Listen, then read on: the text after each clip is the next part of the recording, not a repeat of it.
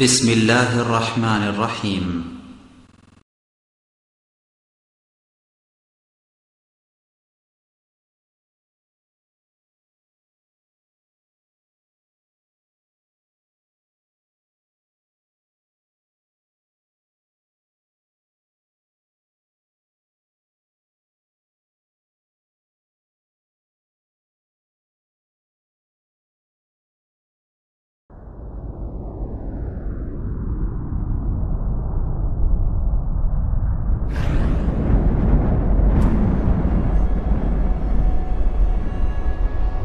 الحمد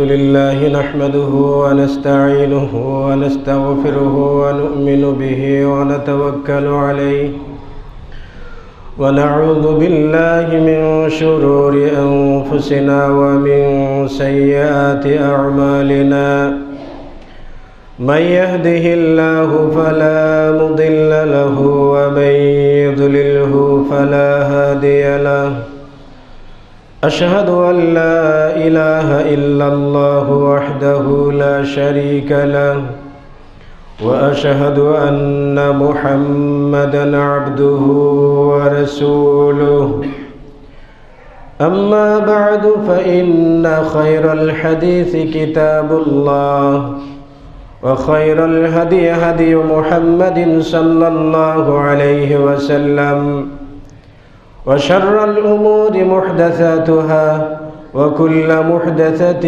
بدعة وكل بدعة ضلالة وكل ضلالة في النار أما بعد أعوذ بالله من الشيطان الرجيم يا أيها الذين آمنوا ادخلوا في السلم كافة ولا تتبعوا خطوات الشيطان إنه لكم عدو مبين وقال النبي صلى الله عليه وسلم بني الإسلام على 5 شهادة أن لا إله إلا الله وأن محمد رسول الله وإقام الصلاة وإيتاء الزكاة والحج وصوم رمضان رواه البخاري। উপস্থিত সম্মানিত মুসল্লিয়ান ইকরাম, প্রশংসা মাত্রই আল্লাহ রাব্বুল আলামিনের জন্য, যিনি আমাদেরকে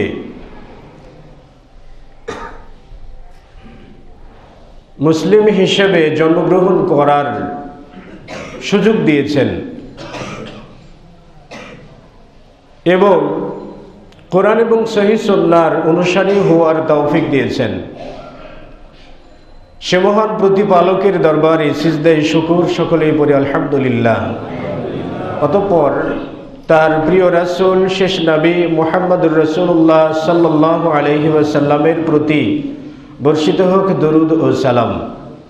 সম্মানিত উপস্থিতি, খুতবাতে কোরআনুল কারীম থেকে একটি আয়াত তেলাওয়াত করেছি এবং নবী সাল্লাল্লাহু আলাইহি ওয়াসাল্লামের সহিহ সুন্নাহ থেকে একটি হাদিস তেলাওয়াত করেছি।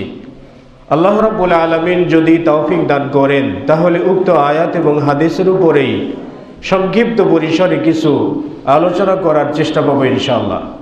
আলোচনার বিষয়বস্তু হচ্ছে প্রকৃত মুসলিমের পরিচয়।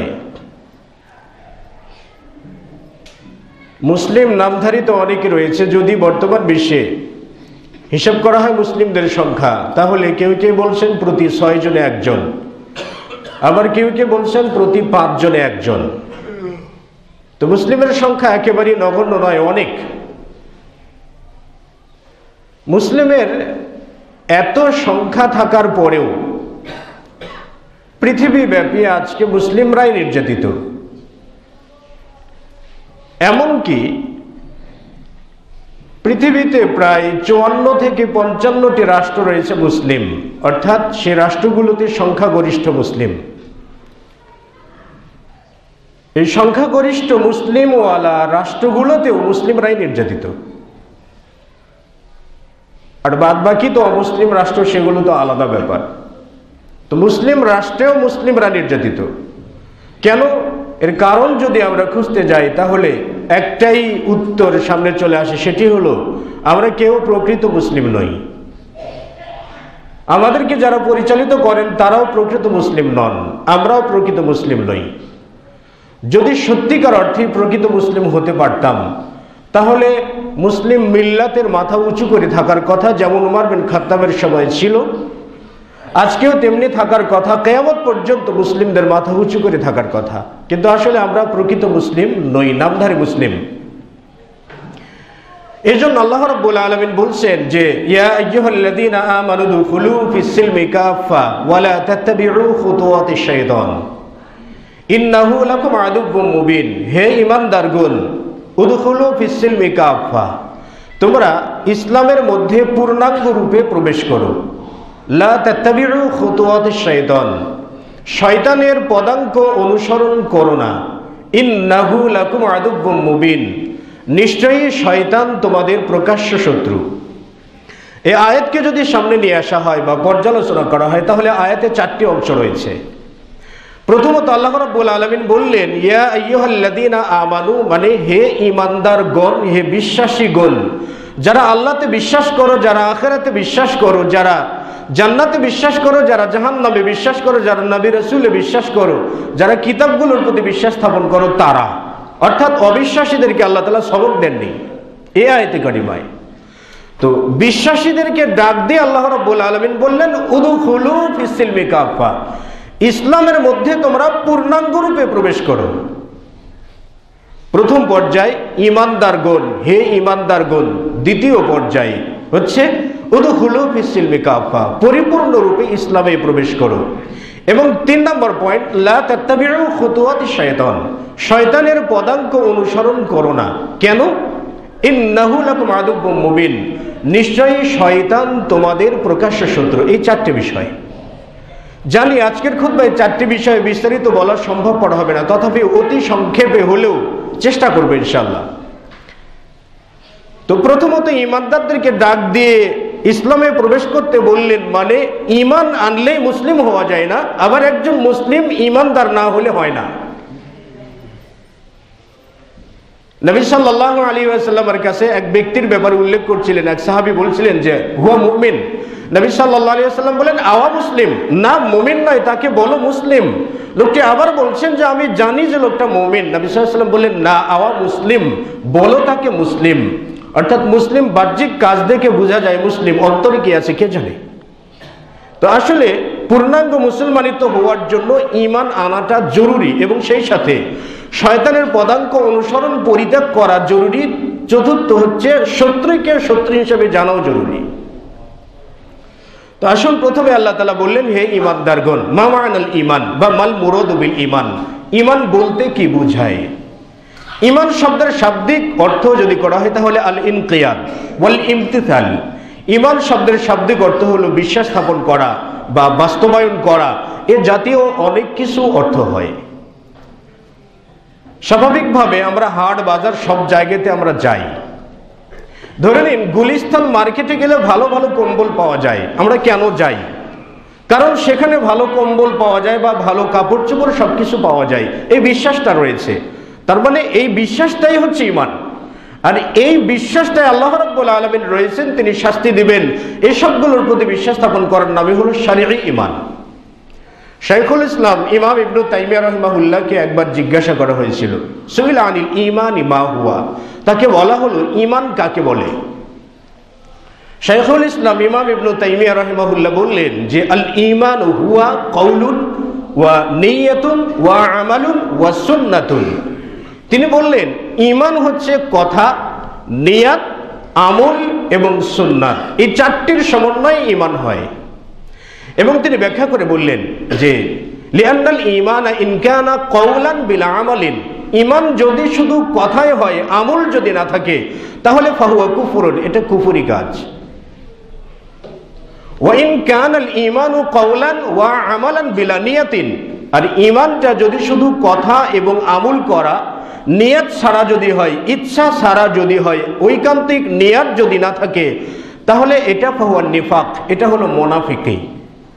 এবং তিনি বললেন ইদা কানাল ঈমানু কওলান ওয়া আমালান ওয়া নিয়াতান বিলা সুন্নাতিন, ঈমান যদি কথা, কাজ এবং নিয়ত সহ হয়, সুন্নতি তরিকায় যদি কাজগুলো না হয়, ফাহুয়া বিদআতুন, এটি হলো বিদআত। সুতরাং এই চারটির সমন্বয়ে কথা, নিয়ত, আমল এবং সুন্নাত, এই চারটির সমন্বয় হলো ঈমান। অনেকটাই সূরাতুল আসরের মতো, ওয়াল আসরি ইন্নাল ইনসানা লাফি খুসরি ইল্লাল্লাযীনা আমানু ওয়া আমিলুস সালিহাত ওয়া তাওয়াসাউ বিল হাক্কি ওয়া তাওয়াসাউ বিস সবর। সময়ের কসম বা যুগের কসম, নিশ্চয় মানুষেরা ক্ষতিগ্রস্ত তারা ছাড়া যারা ঈমান এনেছে, সৎ কাজ করেছে, তাওয়াসাউ বিল হাক্কি, হকের নসিহত করেছে, এবং তাওয়াসাউ বিস সবরি, এবং ধৈর্য ধারণ করার প্রতি একে অপরকে নসিহত করেছে। তো শাইখুল ইসলাম ইমাম ইবনে তাইমিয়া রাহিমাহুল্লাহর দেওয়া সংজ্ঞাকে যদি সামনে নিয়ে আসা হয়, তাহলে মুখ দিয়ে যদি শুধু বলি যে আমি ঈমানদার, তাহলে এই ব্যক্তিটা মিথ্যুক। কারণ মুখ দিয়ে শুধু বললে আমল যদি না থাকে, তাহলে এটা কুফরি কাজ, ব্যক্তি কাফের। আর যদি শুধু কথা বলে, মুখ দিয়ে বলে যে আমি ঈমানদার, অন্তরে বিশ্বাস করে কিন্তু আমল যদি না করে, তাহলে ফাহুয়া নিফাক, অন্তরে একটা আছে, কাজে তার বাস্তবায়ন নেই। এবং শরীয়তের কর্মগুলোকে যদি সুন্নাহ অনুযায়ী না হয়, তাহলে এই সবগুলো বিদআত হয়। হাফেজ ইবনুল কাইয়্যিম রাহিমাহুল্লাহ বলছেন যে লিল ঈমানি ইসনান, ঈমানের জন্য রয়েছে দুটি বিষয়, যাহিরুন ওয়া বাতিনুন। ঈমানের দুটো দিক রয়েছে, একটা প্রকাশ্য বিষয় আর একটি গোপন বিষয়। ফাযাহিরুহু, প্রকাশ্য বিষয় হচ্ছে কাউল বিল লিসান, জবান দিয়ে স্বীকৃতি প্রদান করা এবং আমলে বাস্তবায়ন করা। আর বাতিল বিষয় হচ্ছে অন্তর দিয়ে বিশ্বাস স্থাপন করা, বল ইনকিয়াদ, এবং বিশ্বাসটাকে বাস্তবায়ন করা। ও মুহাব্বাতুল্লাহি সুবহানাহু ওয়া তাআলা, আল্লাহ রাব্বুল আলামিনের প্রতি ভালোবাসা দেখানো, তাকে ভালোবাসা, শরীয়তের যাবতীয় হুকুম আহকামগুলো মেনে নেওয়া, এটাকে ঈমান বলে।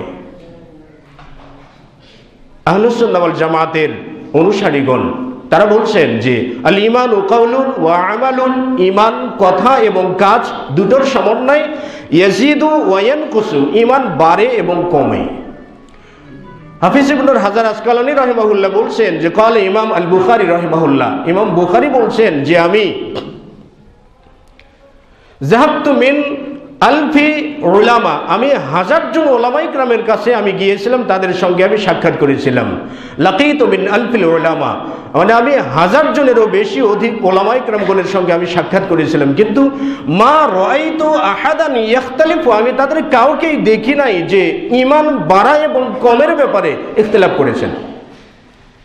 অর্থাৎ ঈমান বাড়ে এবং কমে এই বিশ্বাসটা রাখা জরুরি। ইমাম আবু হানিফা রাহিমাহুল্লাহ বলছেন আল ঈমানু বাসিত ওয়াল বাসিতু লা ইয়াজিদ ওয়া লা ইয়ানকুস, ঈমান হচ্ছে বাসিত, মৌলিক বিষয়, এটা বাড়েও না কমেও না। অনলি শুধু ইমাম আবু হানিফা বললেন যে ঈমান বাড়েও না কমেও না, অথচ সকল উলামায়ে কেরামগণ বলছেন ঈমান বাড়ে এবং ঈমান কমে। এমনকি আল্লাহ রাব্বুল আলামিন বলছেন ওয়া ইযা তুলিয়াত আলাইহিম আয়াতুহু যাদাতুহুম ঈমানাও ওয়া আলা রাব্বিহিম ইয়াতাওয়াক্কালুন, যখন তাদের সামনে কোরআন তিলাওয়াত করা হয় তখন তাদের ঈমান বেড়ে যায়। যাদাতুহুম ঈমানাও ওয়া আলা রাব্বিহিম ইয়াতাওয়াক্কালুন, এবং তাদের প্রতিপালকের প্রতি তারাই নির্ভর করে। সুতরাং আয়াতে কারিমা থেকে বোঝা যায় ঈমান বাড়ে এবং ঈমান কমে। আবু বকর সিদ্দিক রাদিয়াল্লাহু তাআলা আনহু তার কাছে এসে হানজালা বলছেন যে হে আবু বকর, হানজালা মুনাফিক হয়ে গেছে, এই বলেই সে আবু বকরকে বলছে। তো আবু বকর বলছে কেন? আবু বকর রাদিয়াল্লাহু তাআলা আনহুকে তিনি বলছেন যে আল্লাহ রাসূলের সামনে যখন থাকি তখন কোরআন সুন্নাহ, জান্নাত জাহান্নামের আলোচনা শুনি, অন্তরটা গলে যায়, ঈমানটা বেড়ে যায়, কিন্তু যখন আল্লাহ রাসূলের কাছ থেকে চলে আসি, পরিবারের মোহে পড়ে যায়, তখন তো আর দ্বীনের কথা এগুলো মনে থাকে না। সুতরাং না ফাঁকা হানজালা মুনাফিক হয়ে গেছে। আবু বকর সিদ্দিক বলছেন ব্যাপারটা কি, তাহলে তো আমারও তো তাই হয়, তাহলে না ফাঁকা আবু বকরও মুনাফিক হয়ে গেছে। তো দুজনে আল্লাহ রাসূলের দরবারে চলে গেলেন। যে ব্যক্ত করছেন যে ইয়া রাসূলুল্লাহ, আমাদের তো এরকম অবস্থা হয়, আমরা তো মুনাফিক হয়ে গেছি। নবী সাল্লাল্লাহু আলাইহি ওয়াসাল্লাম বললেন লিমা কুলতা হাকাযা, কেন এরকম বলছো, কিভাবে মুনাফিক হলেন? তখন তারা দুজন বললেন যে আমরা যখন আপনার কাছে থাকি, জান্নাত জাহান্নামের বর্ণনাগুলো শুনি, তখন আমাদের ঈমান বাড়ে এবং আমাদের অন্তরটা বিগলিত হয়ে যায়। পরিবারে গেলে আবার দেখি আমাদের ঈমানগুলো কমে যায়, এগুলো মনে থাকে না। আমরা পরিবার নিয়ে ব্যস্ত হয়ে পড়ি, তাহলে তো আমরা মুনাফিক হয়ে গেছি। আপনার কাছে এক অবস্থা, পরিবারে যে এক অবস্থা। তখন নবী সাল্লাল্লাহু আলাইহি ওয়াসাল্লাম বললেন যে অন্তরটা তো অবশ্যই দুনিয়াদারির দিকে যাবে, সেগুলোকে ফিরে নিয়ে আসা, এটাই তো ইমানের পূর্ণতা। এর থেকেও বোঝা যায় যে আসলে ইমান বাড়ে এবং কমে। যখন কোরআন সুন্নাহর আলোচনা শোনা হয় তখন অন্তরটা গলে যায়, আবার দুনিয়াদারির মোহে গেলে সেই দিকে আবার মনটা ধাবিত হয়। তো ইমানটা বাড়ে এবং কমে। যা হোক, নবী সাল্লাল্লাহু আলাইহি ওয়াসাল্লাম কে জিবরিল আলাইহিস সালাতু ওয়াসসালাম বললেন, ইয়া মুহাম্মাদু আখবিরনি আনিল ঈমান, আপনি আমাকে ঈমান সম্পর্কে বলুন। আল্লাহ রাসূল বললেন, আল ঈমানু আন তুমিনা বিল্লাহি ওয়া মালাইকাতিহি ওয়া কুতুবিহি ওয়া রুসুলিহি ওয়াল ইয়াউমিল আখির ওয়াল কদরি খাইরিহি ওয়া শাররি। ঈমান হচ্ছে আল্লাহর প্রতি বিশ্বাস স্থাপন করা, ফেরেশতাগণের প্রতি বিশ্বাস স্থাপন করা, আল্লাহর পক্ষ থেকে নাজিলকৃত কিতাবগুলোর প্রতি বিশ্বাস স্থাপন করা, কিয়ামত দিবসের প্রতি বিশ্বাস স্থাপন করা, ভাগ্যের ভালো মন্দের প্রতি বিশ্বাস স্থাপন করা। এই সবগুলোর সমন্বয় ঈমান, এই সবগুলোর সমন্বয় ঈমান। তো এমন ঈমান আনয়ন যে ব্যক্তি করে বা এমন বিশ্বাস স্থাপন যে ব্যক্তি করে, এই সকল বিশ্বাসীদেরকে ডেকে আল্লাহ রাব্বুল আলামিন বললেন, উদখুলু ফিস সিলমি কাফা। অর্থাৎ যারা মনে করো যে ঈমান আছে, আল্লাহ আছে, রসুল আছেন, রসুলকে মানতে হয়, সবগুলো বিশ্বাস স্থাপন যারা করে তাদেরকে আল্লাহ তাআলা বললেন, উদখুলু ফিস সিলমি কাফা, ইসলামের মধ্যে পূর্ণাঙ্গ রূপে প্রবেশ করো। ইসলামের মধ্যে পূর্ণাঙ্গ রূপে প্রবেশ করলেই প্রকৃত মুসলিম হওয়া যাবে। ইসলামের মধ্যে যদি পূর্ণাঙ্গ রূপে প্রবেশ না করা যায় তাহলে পূর্ণাঙ্গ মুসলিম হওয়া যায় না। ধরে নিন যে একজন কৃষক রাস্তা দিয়ে চলছে, হাতে একটা লাঠি আছে, বেশ ভালো একটা লাঠি আছে। তো লাঠি নিয়ে রাস্তায় চলছে, রাস্তার মাঝখান থেকে একটি বিরাট বিষধর সাপ তার সামনে দিয়ে দৌড় দিয়েছে। লাঠিওয়ালা ব্যক্তি স্বাভাবিক লাঠি দিয়ে সাপকে ধাওয়া করবে, এটাই স্বাভাবিক।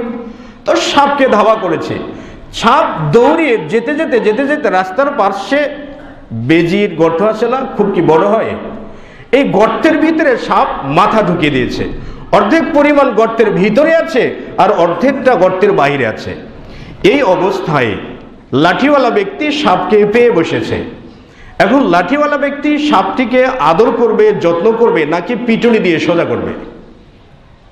পিটুনি দিয়ে সোজা করবে, এটা মানুষের পরিচয় এবং করতেও হবে। আল্লাহ রাসূল সাল্লাল্লাহু আলাইহি ওয়াসাল্লাম বলছেন, যে ব্যক্তি কাপুরুষতা মানে নিজের উপরে সাপ আক্রমণ করতে পারে, এই ভয়ে কোনো ব্যক্তি যদি সাপ মারা থেকে বিরত থাকে, ফালাইসা মিন্না, সে আমার দলভুক্ত নয়।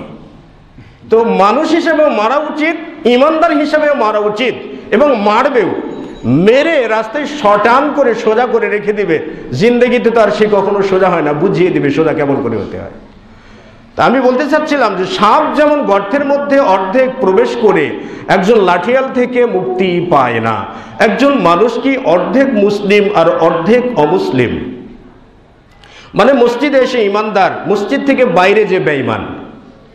মসজিদে এসে সালাতে রত অবস্থায় আল্লাহ রাব্বুল আলামিনকে ডেকে একাকার, মসজিদ থেকে বাইরে যাওয়ার পরেই যাবতীয় অশ্লীল অনাচারের মধ্যে সে নিমজ্জিত। এই ব্যক্তি কি আর জাহান্নাম থেকে বাঁচতে পারে? এই ব্যক্তির কপাল আর ওই সাপটার কপাল একই রকমের, পোড়া কপাল দুজনেরই।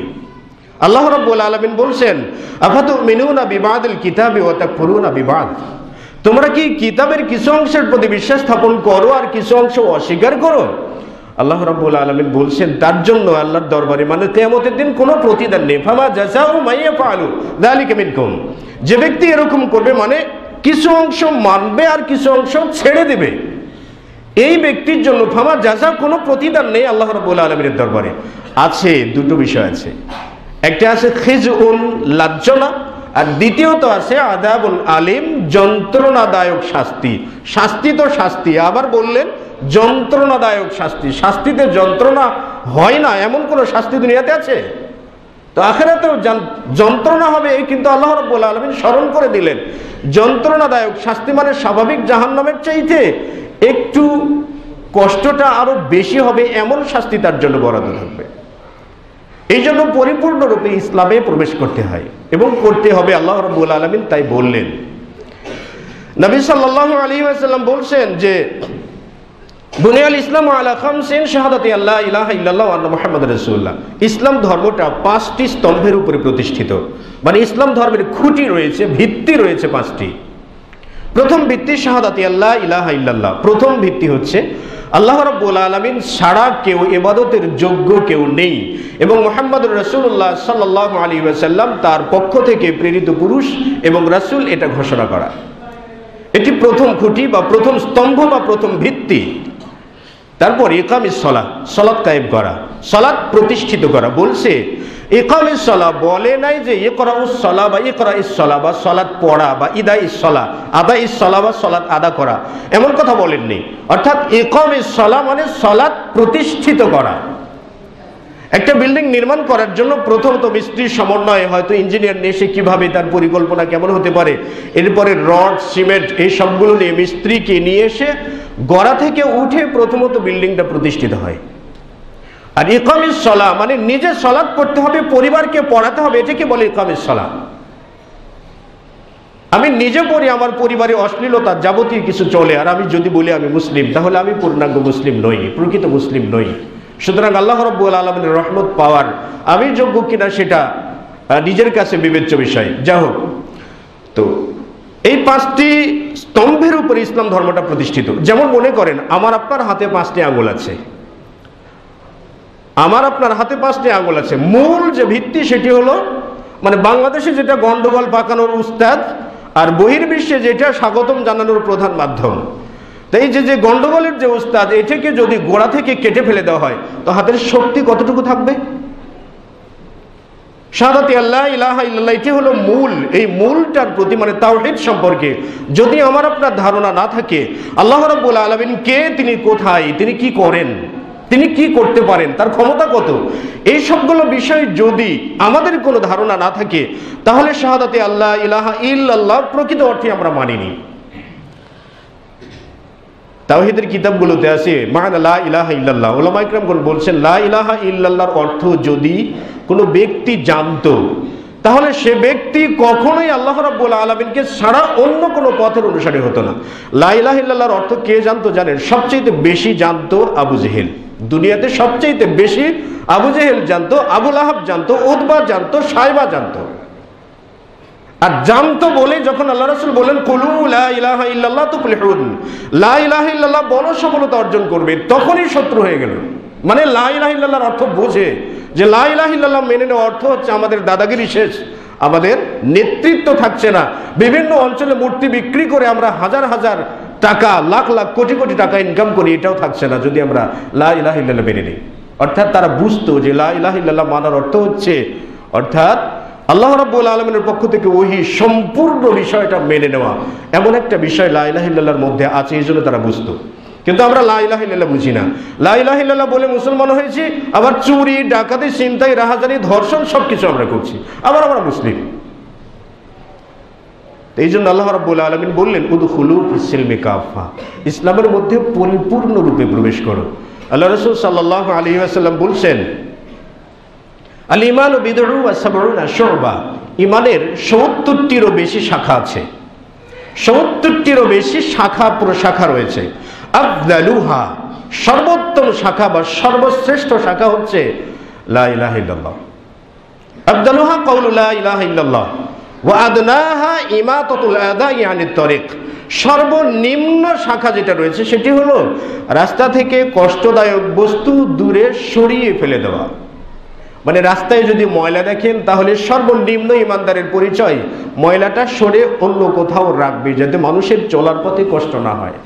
আর এখন তো রাস্তা দখল করে নিজের বাসার মধ্যে, নিজের জমির মধ্যে, তার মানে একেবারে ইমানের সর্বনিম্ন স্তর, মানে নিম্নতর শাখা যেটা, সেটাও আমাদের মধ্যে নেই। তাহলে আমরা আবার পূর্ণাঙ্গ মুসলিম কিভাবে, কখন হব, কোন পর্যায়ে যে হব, নিঃশেষ হয়ে যাওয়ার পরে হব নাকি কখন হব, সর্বনিম্ন পর্যায়ে যেটা, সেটাও আমাদের মধ্যে নেই। তো পূর্ণাঙ্গ ইসলামের মধ্যে প্রবেশ না করলে সে ব্যক্তি কখনো মুক্তি পেতে পারে না। পূর্ণাঙ্গ ইসলামে প্রবেশ করার জন্য বা প্রকৃত মুসলিম হওয়ার জন্য কতগুলো জিনিস পরিত্যাজ্য।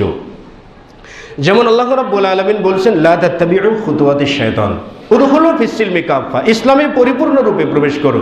এরপরে আল্লাহ তাআলা বললেন লা তাত্তাবিউ খুতুওয়াতিশ শাইতান, মানে শয়তানের পদাঙ্ক অনুসরণ করো না। তার মানে কি? শয়তানের পদাঙ্ক অনুসরণ করাটা প্রকৃত মুসলিম হওয়ার জন্য সবচাইতে বড় বাধা, সবচাইতে বড় বাধা।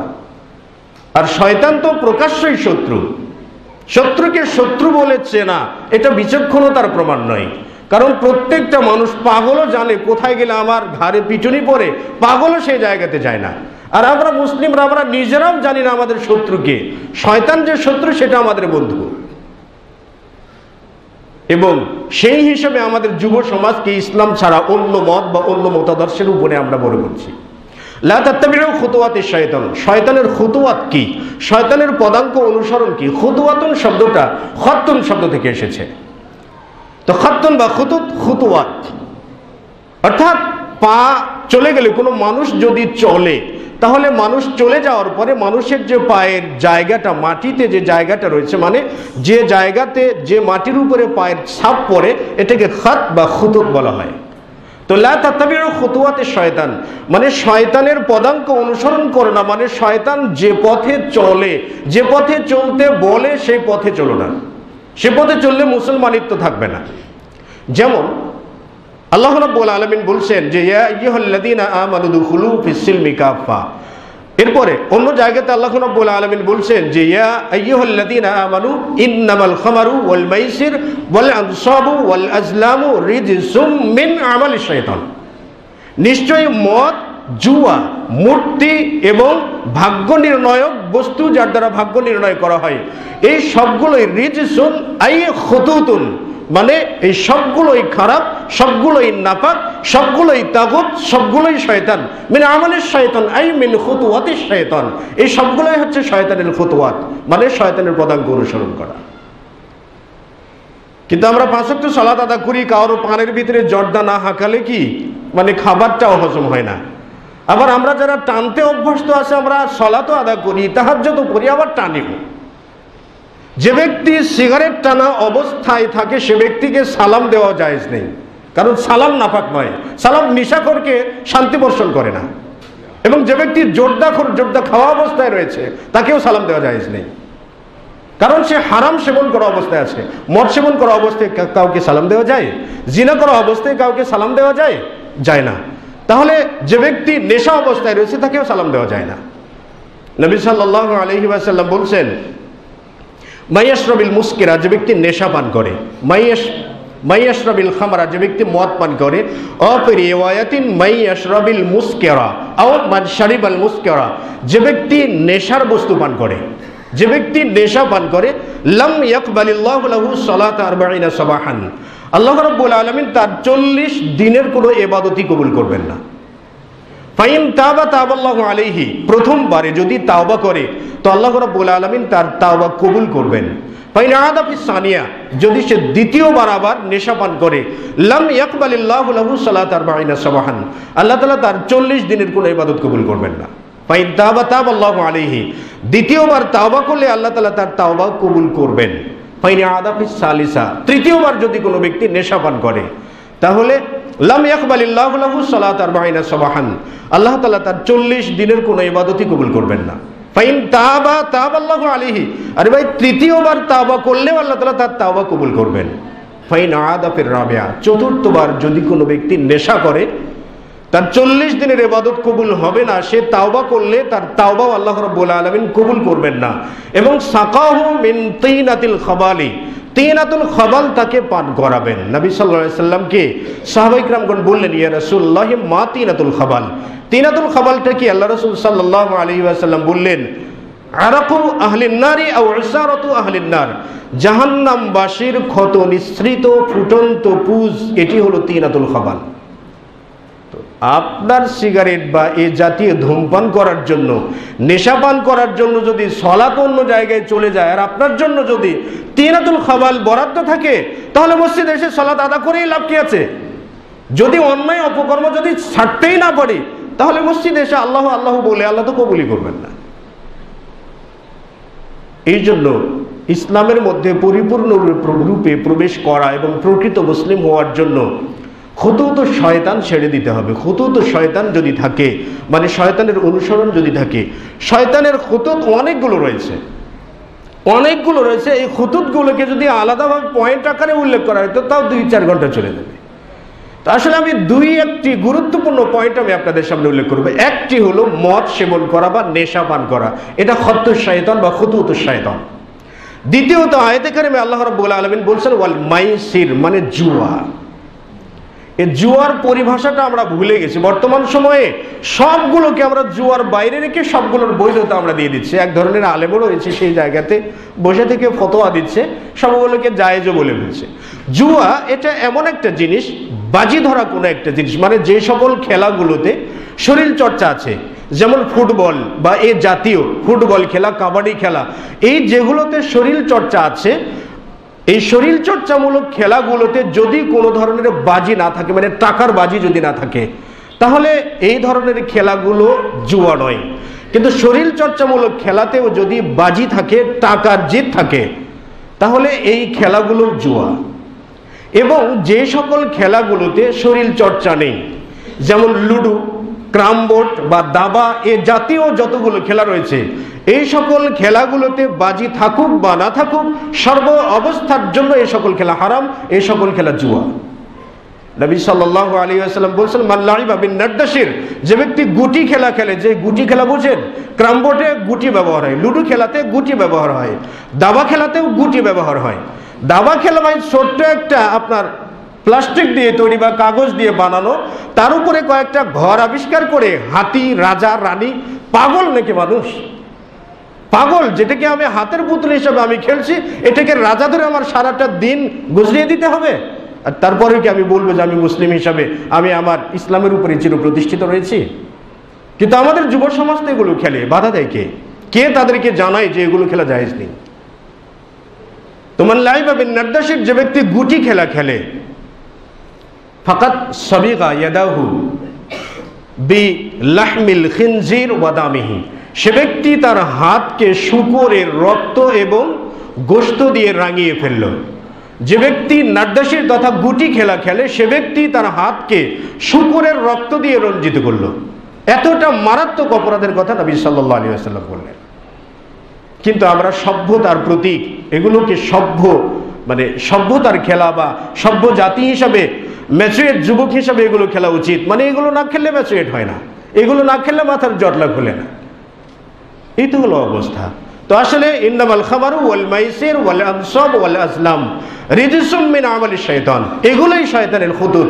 এগুলোর থেকে যদি আমরা বাঁচতে না পারি, পূর্ণাঙ্গ মুসলিম আমাদের পক্ষে হওয়া সম্ভবপর নয়।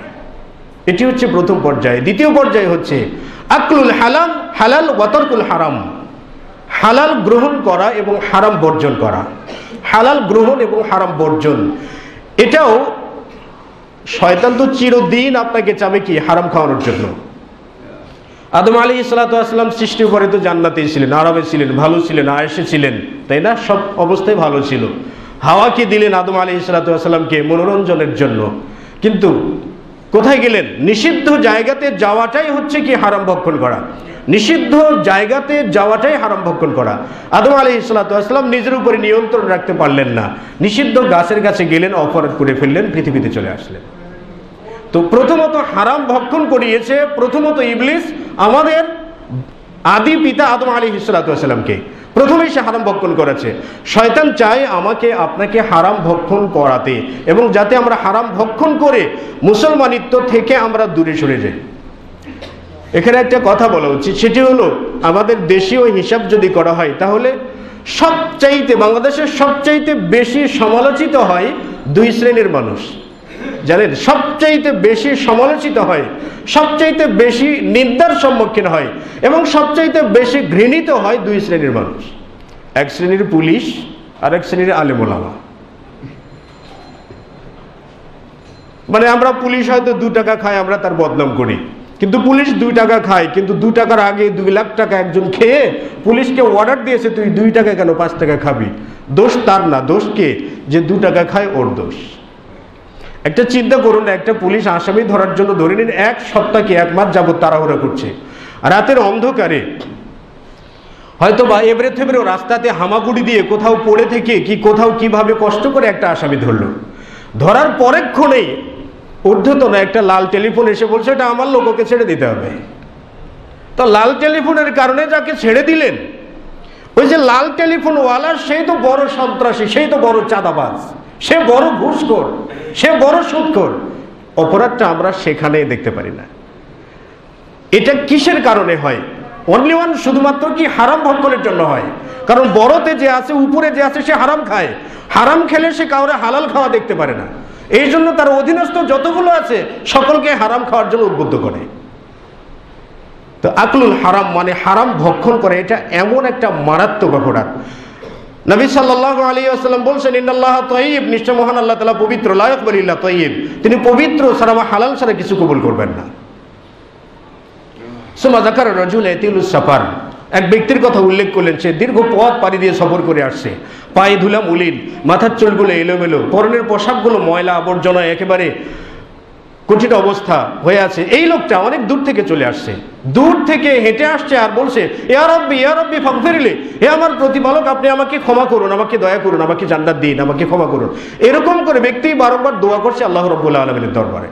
নবী সাল্লাল্লাহু আলাইহি ওয়াসাল্লাম বলছেন মাতামুহু হারাম, তার খাদ্য হারাম, মালবাসুহু হারামুন, তার পোশাক হারাম, মাশরাবুহু হারাম, যে পান করে পান করাটাও হারাম, পান করা হারাম, মূল হারাম বস্তু পান করলেও হারাম, হারাম পদ্ধতিতে পান করলেও সেটা হারাম। যেমন ভদ্রতার একটা সীমা থাকা দরকার, চায়ের কাপে আপনি বাম হাতে নিয়েছেন আর ডান হাতে সিগারেট নিয়ে ফুসুত ফুসুত করে টানছেন, আবার আপনি মুসলিম। আবার বোতল পানি নিয়েছেন, পানির বোতল নিয়ে ডান হাতে আপনার ভাঙা, মানে এমনিতেই আপনি পঙ্গু। নবী সাল্লাল্লাহু আলাইহি ওয়াসাল্লাম তো এই মর্মে বলেছেন যে ইদা শিকা লাম ইয়ান্তাকিশ, মানে অর্থ প্রাচুর্যতা মানুষকে এতটাই অক্ষম করে দিয়েছে যে এই অর্থের প্রাচুর্যতা সম্পন্ন ব্যক্তির গায়ে যদি কাঁটাও বিদ্ধ হয়, সেই কাঁটাটা খুলে ফেলার মতো সামর্থ্য তার থাকে না। তো আসলে যে পানি কিনলেন আপনি টাকা দিয়ে, ফ্রেশ পানি কিনলেন টাকা দিয়ে, ডান হাত আপনার তরতাজা রয়েছে, একেবারেই সুস্থ সবল, সবকিছু আপনার ঠিক, কিন্তু আপনি বাম হাতে চলাচ্ছেন, এটা কি হালাল খেলেন না হারাম ভক্ষণ করলেন? কারণ বাম হাতে ভক্ষণ করলে শয়তানও ভক্ষণ করে, শয়তানের হালাল ভক্ষণ করার মতো দাড়ি ভুড়ি পাকস্থলী ওর নেই। তো শয়তান যদি আপনার সাথে খায় তো আপনার পাকস্থলী ওকে হারাম করেছেন। এই জন্য আকলুল হারাম, হারাম মূলত হারাম বস্তু খাওয়া, আবার হালাল বস্তু হারাম পদ্ধতিতে খাওয়াটাও হারাম। যেমন পশু জবাই করতে আল্লাহর নামে জবাই করতে হয়, পশু জবাই করতে আল্লাহর নামে জবাই করতে হয়, কিন্তু কোনো পশু যদি কোনো মূর্তির নামে জবাই করা হয়, অথবা কোনো মাজারের নামে যদি জবাই করা হয়, অথবা কোনো পীরের নামে যদি জবাই করা হয়, তাহলে সেই পশুর গোশত খাওয়াটা হারাম। অথচ গরুর গোশত সর্ব অবস্থার জন্য হালাল, এমনকি বাংলাদেশের সর্বোচ্চ পর্যায়ের খাবার, কিন্তু একটু ব্যতিক্রম পদ্ধতিতে গেলে সেটা হারাম হয়। তো আল্লাহ রাসূল সাল্লাল্লাহু আলাইহি ওয়াসাল্লাম বলেন মাতামুহু হারাম, তার খাদ্য হারাম, মালবাসুহু হারাম, তার পোশাকটাও হারাম, মাশরাবুহু হারাম, তার পানীয়টাও হারাম। আর গুজিয়া বিল হারামে, সে হারামের উপর দিয়েই চলে সব সময়। আল্লাহ রাসূল বলেন ফাআন্না ইউস্তাজাবু লাহু, কি করে তার দোয়াটা কবুল করা হবে? মানে এত দোয়া করছে, কি করে কবুল করা হবে? নবী সাল্লাল্লাহু আলাইহি ওয়াসাল্লামের জিজ্ঞাসা, কি করে কবুল করা হবে আল্লাহই ভালো জানেন। তো হালালের উপর যদি না থাকতে পারি, তাহলে আমরা কি করে পূর্ণাঙ্গ মুসলিম হতে পারবো? আমরা তো হারাম হারাম মানে মাশাআল্লাহ হারাম যেগুলো মানে আমরা খাই, হয়তো বা দেখবেন ব্যাংকের মাধ্যমে লেনদেন করে স্পষ্ট হারাম খাই, ব্যবসায়িক লেনদেন কম দেওয়া বেশি নেওয়ার মাধ্যমে আমরা হারাম খাই। চতুর্দিক বিবেচনা করলে আসলে আল্লাহ রাসূল সাল্লাল্লাহু আলাইহি ওয়াসাল্লাম তাই বলছেন যে ইয়াতি আলান নাসি জামানুন, মানুষের সামনে এমন একটা সময় আসবে যে লা ইউবালিল মারউ মা আখাযা মিনহু আমিনাল হালালি আম মিনাল হারাম, মানুষ যে খাবার গ্রহণ করছে সেটা হারাম গ্রহণ করছে নাকি হালাল গ্রহণ করছে মানুষ মনেই করবে না।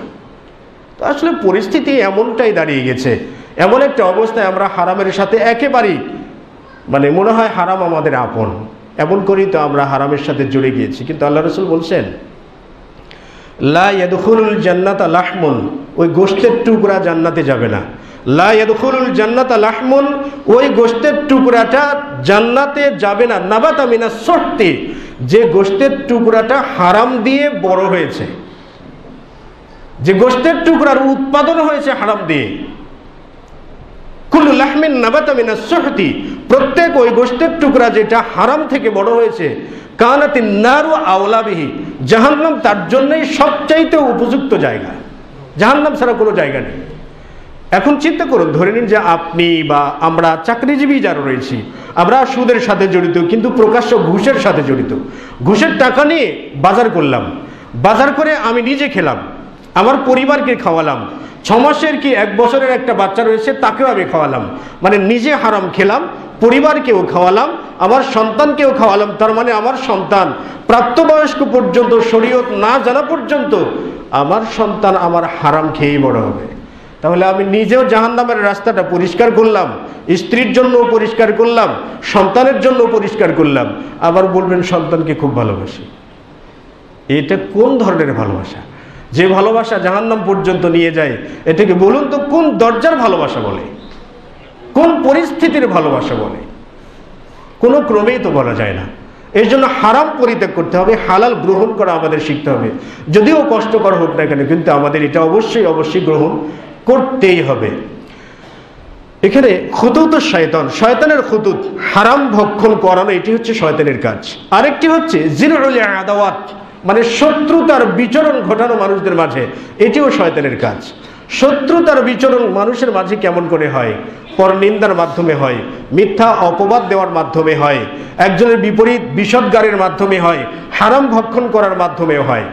আচ্ছা বলুন তো, বাংলাদেশে যতগুলো হত্যাকাণ্ড ঘটে হিসাব করলে দেখা যায় যে মাদক দ্রব্য নিয়ে গন্ডগোল হয়ে যতগুলো মারা গেছে প্রায় শতকরা 60%, আর রাজনৈতিক বলি হয় হয়তো শতকরা 20%, আর হয়তো বা অন্যান্য পারিবারিক জেদ ধরে হয়তো আরো হয় কি 20%।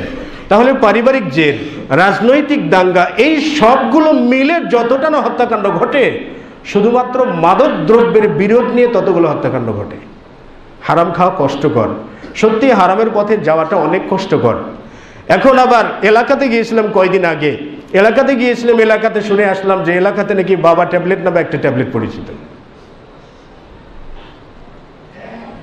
বাবা ট্যাবলেট নামে একটা ট্যাবলেট পরিচিত, এটা ছোট্ট একটা ট্যাবলেট নাকি আমাকে বিবরণ দিল একজন, যে এটা সেবন করতে অনেকটা কষ্ট করতে হয়, মানে 1000 টাকার একটা নোট ভাঁজ করে নিতে হয়, ভাঁজ করে নিয়ে তার উপরে এই বাবা ট্যাবলেট রাখতে হয়, রেখে নিচে আগুন জ্বালাতে হবে, এই আগুনটা একজন ধরে থাকতে হবে, আরেকজন টাকা ধরে রাখবে, আরেকজন আরেকটি টাকা ভাঁজ করে নাকের সামনে ওই টাকা, মানে যেমনটা বিড়ির মতো ভাঁজ করে সে নাকের সামনে নিবে, ওই টাকার ফাঁক দিয়ে ওই টাকার উপর থেকে যে বড়িটা আছে এই বড়িটার ধোঁয়া সে সেবন করবে।